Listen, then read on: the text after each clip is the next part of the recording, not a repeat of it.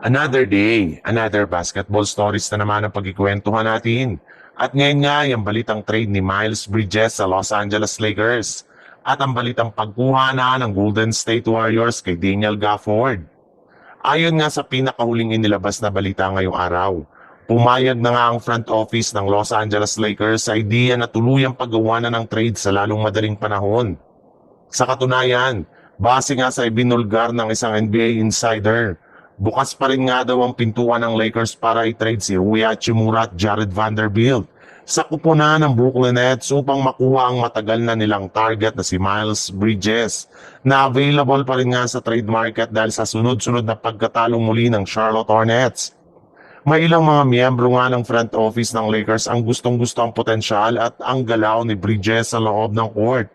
At naniniwala nga sila na magkakaroon ito ng malaking impact sa kanilang kampanya next season.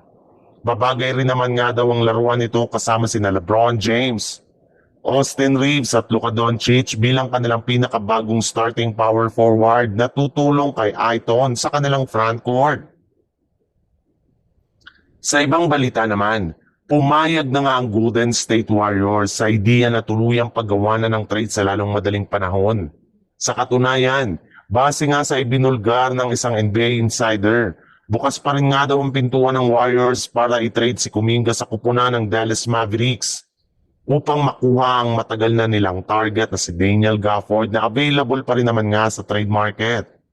May ilang mga miyembro nga ng front office ng Warriors ang gustong-gusto ang potensyal at ang galaw ni Daniel Gafford sa ilalim ng basket.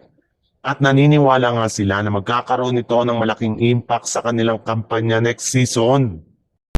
Babagay rin naman nga daw ang laruan nito kasama sina Stephen Curry bilang bagong scorer.